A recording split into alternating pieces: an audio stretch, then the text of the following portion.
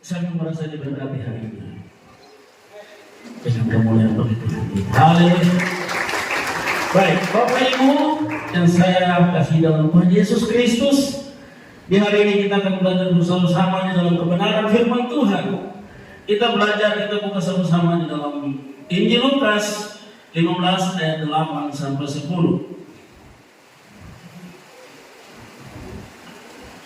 Yang sudah dapat boleh berdiri. Anak-anak muda yang tahu baca Alkitab, Lukas di sebelah Mazmur.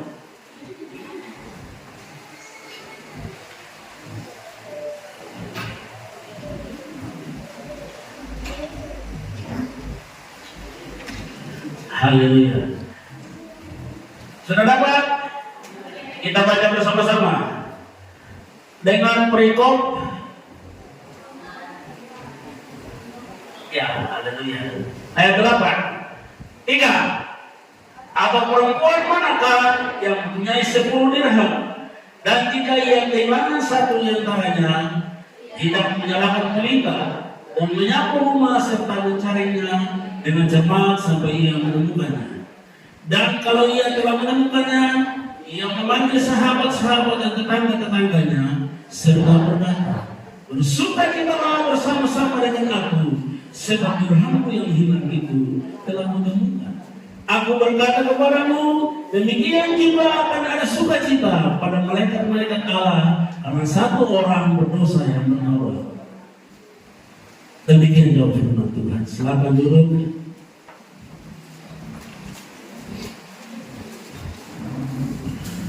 Hari ini dengan kebenaran firman Tuhan dalam Injil Lukas yang telah kita baca, saya memberi judul firman yang saya sampaikan di hari ini.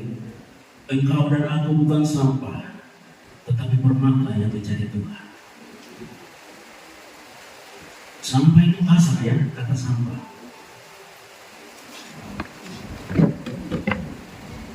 Waktu saya beberapa tahun yang lalu, saya katakan Yesus adalah seorang pemulung. Karena Yesus bukan memulung sesuatu yang murni. Pemulung tidak pernah memungut sesuatu yang murni. Dia memungut sisa-sisa sampah yang dibuang oleh lahir dari orang tua adakah? Tidak adakah? Engkau anak yatim yang akan engkau anak piatu, yatim piatu dengan baik-baik. Engkau berada. Tuhan telah banyak melakukan hal mujizat. Ada anak-anak nelayan jadi pilot, anak-anak yang orang tua cuma bertani jadi dokter. Dari mana berkat itu? Hanya dari Dia. Manusia sekarang saja mencurahkan engkau dan saya, tapi kalau Tuhan letak dia punya hati, dia tetap mundur. Tidak ada cara lain.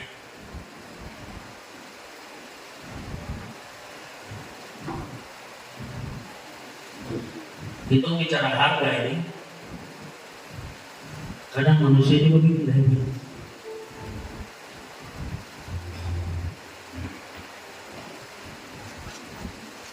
Apalagi ibu satu sudah lewat beberapa bulan, shalom. Tapi kalau di buku teks ini tidak ada warna. Nanti kalau balas juga, ibu udah bicara, shalom. Tapi begitu lewat, nanti perhatikan kamu kenapa?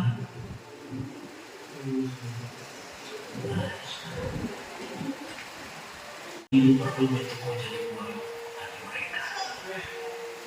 Berarti tidak ada yang berkurang di orang. Jaga ini kasih makan dalam segala keterbatasan hidup. Ketika Joe dan saya besar mengenyam pendidikan, terus kita anggap sepele orang tua, maka yang tidak pernah diberkati. Belajarlah dari hidup yang sedang kita alami. Anak yang terhilang juga saya membayangkan ketika dia duduk di waktu kehilangan, dia makan di dalam kandang batu, tidur bersama dengan babi, makan sisa makanan babi. Itu adalah sebuah penghinaan yang luar biasa dalam hidup seorang manusia. Tapi ketika dia pulang ada pesta besar, pasti di sebelah juga yang dengan segala kesalahan yang dia lakukan. Itu juga memberi pelajaran bagi engkau dan saya. Kalau kita pernah jauh dari Tuhan, diproses dalam dalam segala kejatuhan kita. Maka ketika kita dimenangkan oleh Tuhan, hargailah Tuhan dalam hidup kita. Ketika di Bapak bikin pesta, dia ada dulu mantan tapi Tuhan kiri. Kau Bapa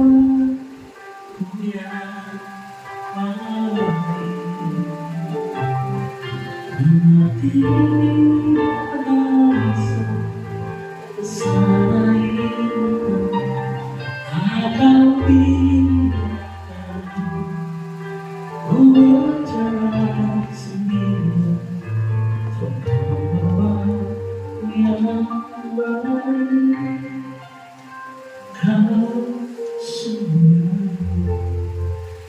dia akan pernah membedakan kalau saya kita dalam sebuah posisi. Dia memberkati engkau, dia menjaga engkau, dia memulihkan engkau dan saya. Sewaktu kita sakit kita disembuhkan, kita berkumpul dengan ekonomi kita diberkati. Itulah Tuhan kita. Kita bisa melupakan dia dalam hari-hari hidup kita, tapi dia tidak bisa melupakan kita dalam hari-hari hidup kita juga. Bapak Ibu, mungkin antara kita yang merasa terlalu jauh dari Tuhan di hari ini. Kita mungkin berpikir saya sudah terlalu banyak berdosa. Orang-orang muda, saya sudah banyak bisa rokok, saya sudah banyak minum. Tuhan pasti semua saya dengan saya. Saya sudah tidak pantas lagi untuk kembali ke Allah. Dan saya hidup dengan baik. Perumpamaan tadi menunjukkan bahwa Tuhan tidak akan pernah menyerah mengejar engkau dan saya.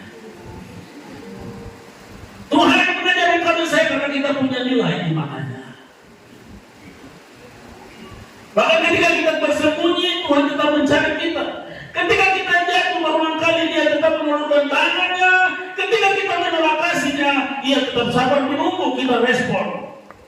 Inilah kasih yang tidak pernah menyerah. Kasih yang rela menyalakan pelita, menyapu rumah dan mencari dengan cermat sampai menemukan kita di tangannya sendiri. Mungkin hari ini kita merasa hidup kita berantakan. Masalah, kita dililit utang, kita punya pasangan hidup yang tidak serius, keluarga hancur, kesehatan melemah, kita dipojokkan oleh keluarga, bahkan kita dipojokkan oleh pasangan kita. Jangan pikir Tuhan sudah meninggalkan engkau dan saya. Nah, baik-baik, ia sedang mencari dan menunggu engkau untuk kembali. Mungkin engkau merasa sudah tidak ada jalan keluar dan sudah berkata, Tuhan cukup sudah, biar sudah, apa yang terjadi. Tapi dia tetap datang untuk menyelamatkan engkau dan saya. Sebab dia yang mencari engkau, untuk dia yang menyempurnakan kita. Tuhan Yesus tidak pernah berhenti mengejar kita. Meskipun kita hanya satu dari miliaran manusia di bumi ini, di mana Tuhan hidup kita begitu berharga, sehingga dia rela turun mencari dan menebus kita dengan darahnya di kayu salib.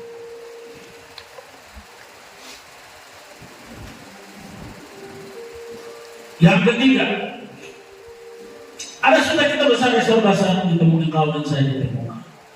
Bapak Ibu, saudara dikasihi Tuhan, setelah perempuan ini menemukan kembali dirham yang hilang, dia tidak menyimpannya diam-diam. Tapi dia memanggil sahabat-sahabatnya.